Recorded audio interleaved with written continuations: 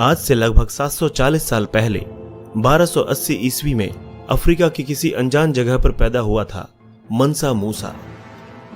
अपनी उम्र के 33वें साल में अबू बकर द्वितीय के बाद यह माली साम्राज्य का शासक बना। मूसा का साम्राज्य वर्तमान घाना, टिम्बकटू और माली के विशाल भूभाग पर फैला था। माना जाता है कि मनसा मूसा दुनिया का सबसे अमीर आदमी था। उसके पास अकूट संपदा थी। वो नमक और सोने के कारोबार का बादशाह था।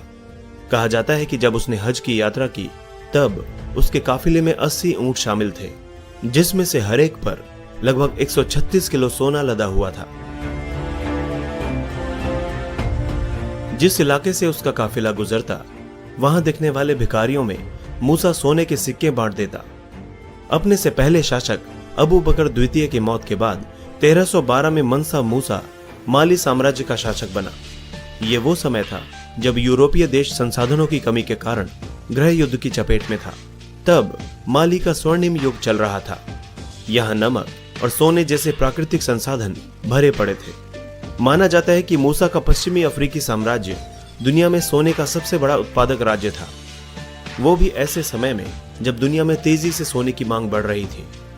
अनुमान के मुताबिक एक साल में मालियन साम्राज्य में लगभग 1000 किलो सोने का उत्पादन किया जाता था। मनसा मूसा का पूरा नाम मूसा कीटा प्रथम था। राजा बनने के बाद इन्हें मनसा नाम की पदवी मिली, जिसका मतलब होता है सुल्तान, विजेता या सम्राट। मूसा के शासनकाल में इस समृद्ध साम्राज्य का फैलाव पश्चिमी अफ्रीका के एक बड़े हिस्से तक हो गया, यहां तक कि अटलांटिक महासागर के तट से लेकर टिम्बकटू और सहारा रेगिस्तान तक मूसा के साम्राज्य में आ गए। वहीं वर्तमान Mauritania, Senegal, Gambia, Guinea, Burkina Faso, Mali, Niger, Chad और नाइजीरिया भी माली साम्राज्य का हिस्सा थे। क्षेत्र बढ़ा तो व्यापार में भी प्रगति हुई। इससे वहां के लोगों के जीवन का स्तर भी सुधरा और उनकी आर्थिक स्थिति भी बेहतर हुई। मूसा की सेना में 2 लाख सैनिक शामिल थे। इसमें से केवल 40,000 तीरंदाज थे। इतनी बड़ी संख्या में सेना रखना आज के बड़े बड़े देशों के भी बस की बात नहीं है। 1324 ईस्वी तक विश्व मूसा की बढ़ती संपत्ति के बारे में नहीं जानता था। फिर इसी साल मूसा हज की यात्रा के लिए मक्का रवाना हो गया।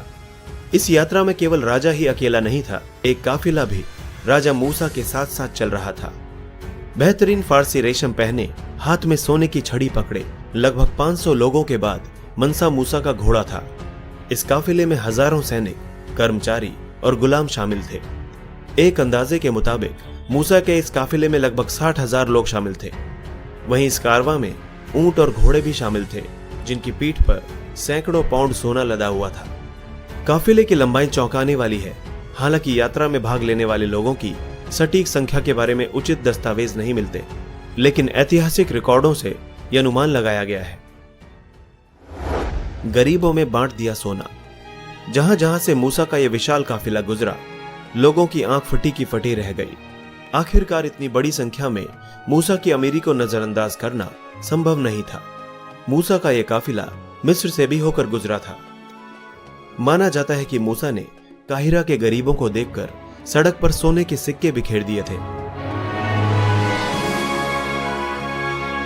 मिस्र के गरीबों ने इससे पहले इतनी दौलत कभी नहीं देखी थी। बेशुमार दान मिलने के कारण वहां के गरीब रातों रात अमीर हो गए। ऐसे में मिस्र में अचानक से तेजी का दौर शुरू हो गया और महंगाई आसमान पर पहुंच गई। उसके बाद 1 दशक से भी अधिक समय तक मिस्र के लोगों पर मालियन सम्राट का प्रभाव रहा। अपनी हज यात्रा से लौटने के बाद मूसा ने माली में कई मस्जिदों का